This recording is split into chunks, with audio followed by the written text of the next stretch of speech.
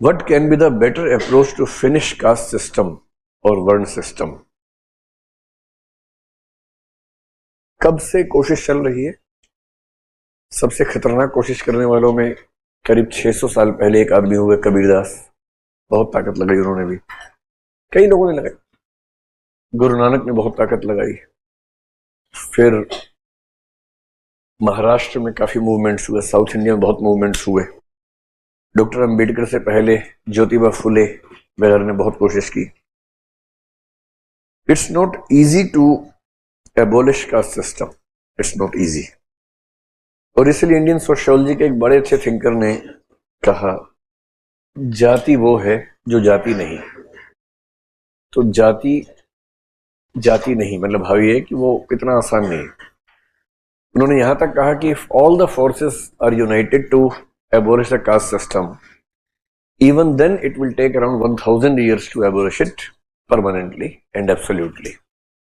So the social systems are so deep in our system, in our culture, that it takes very long. तो जो practical steps होते हैं वो ये होते हैं कि ज्यादा से ज्यादा इंटरकास्ट मैरिजेस हों, जो महात्मा गांधी ने अपने लास्ट फेज में कहना शुरू किया।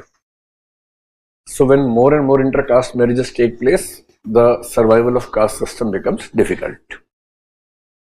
Secondly, the relationship between the caste and the occupation should not continue to the extent possible. आजकल ऐसा हो भी रहा है। तीसरा है कि इंडिविजुअल नेम्स में जो सरनेम्स हैं, that should not be based on the caste.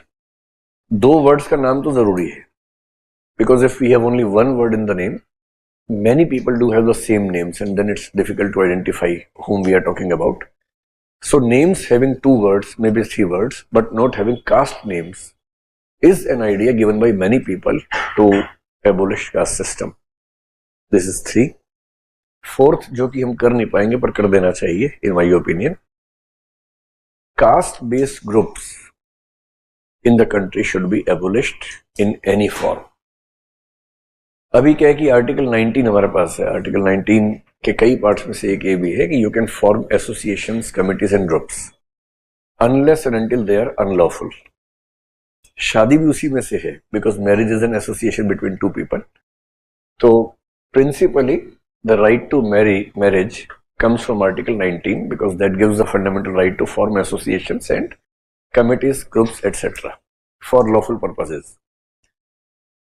So now if there is a group called Brahman Mahasabha or Kshatriya Mahasabha or whatever, अब वो ग्रुप है, उस ग्रुप में सब लोग कनेक्टेड हैं आपस में, अपने ही कास्ट के लोगों को बेनिफिट करने की कोशिश करते हैं।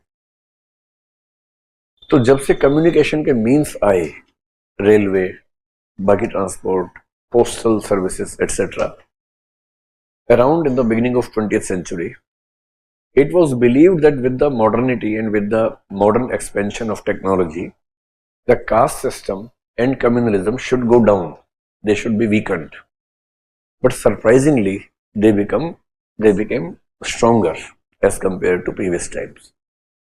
Why did it happen is because when technology started coming in these fields, it became a tool for the associations to unite all the people from the same community, same religion, same caste. अब बंगाल के ब्राह्मण को, महाराष्ट्र के ब्राह्मण को पहले आप जोड़ नहीं सकते थे ना। Same goes with every caste, same goes for every religion. अब केरल के मुस्लिम और उत्तर प्रदेश के मुस्लिम में पहले क्या लिंक होता था, पर अब केरला स्टोरी के नाम पे ऐसा हो सकता है कि उत्तर प्रदेश के मुस्लिम्स भी नाराज होने लगे, क्योंकि अब इंटरनेट ने, now there are no boundaries. People belonging to one community, any religion, any caste are united through internet in such a way that this kind of polarization, which never took place in the past, is now easy to take place any moment of time. तो ये बहुत आसान नहीं है कि हम associations को abolish कर दें। इट्स नॉट इजी, क्योंकि इसमें दो एस्पेक्ट्स हैं। If you say we should abolish all the caste based associations, it also means you have to abolish the associations belonging to the lower castes.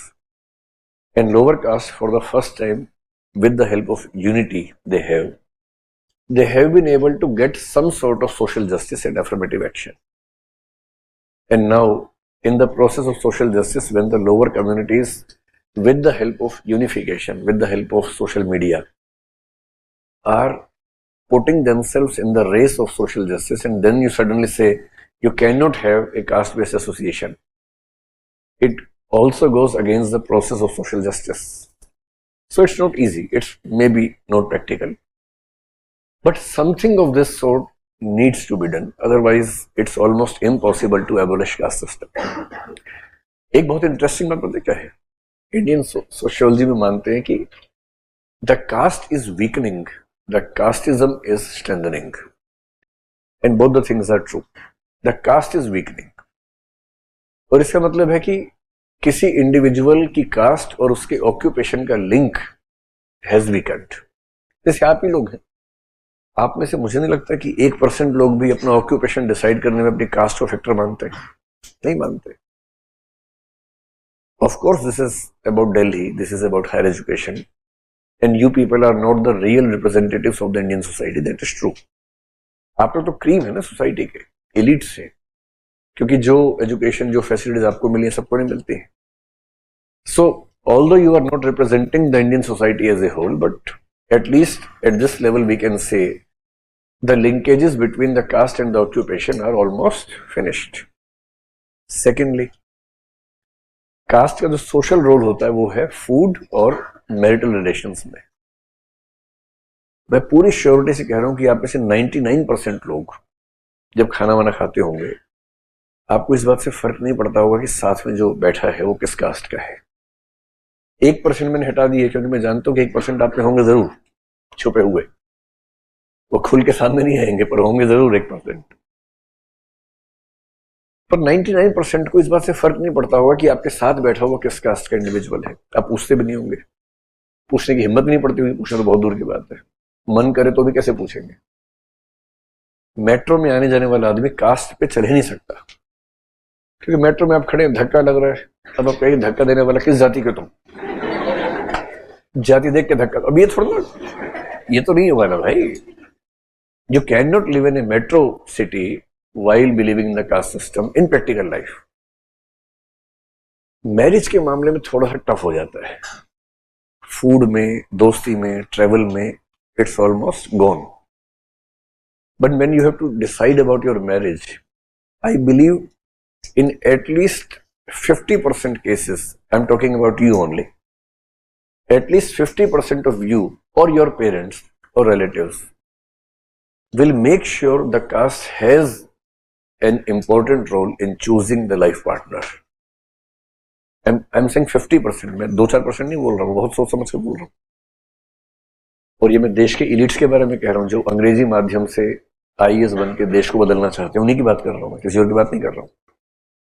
So at least in 50% of your marital alliances, caste shall be a factor. हो सकता है एक level के बाद वो न role play करे, but that will be a factor during the process of decision making. तो कास्ट यहाँ है थोड़ी सी. ऑक्यूपेशंस में ऑलमोस्ट खत्म हो गई है, सोशल इंटरेक्शंस में शहरों में खत्म हो गई, गांवों में थोड़ी बहुत है, अभी काफी है, थोड़ी बहुत नहीं काफी है. But casteism is on rise. बहुत इंटरेस्टिंग बात है, कम्युनल पॉलिटिक्स में जो लोग कम्युनलिज्म के मसीहा हैं, in personal life they are not religious at all. Caste politics में जो कास्टिस्ट लाइंस पे चलने वाले लीडर्स हैं, in personal lives they don't accept caste at all. At all मैं कह रहा हूं, at all. उन्हें रत्ती भर मतलब नहीं है कि उनके धर्म, उनकी जाति में क्या कहा गया है, कुछ मतलब नहीं.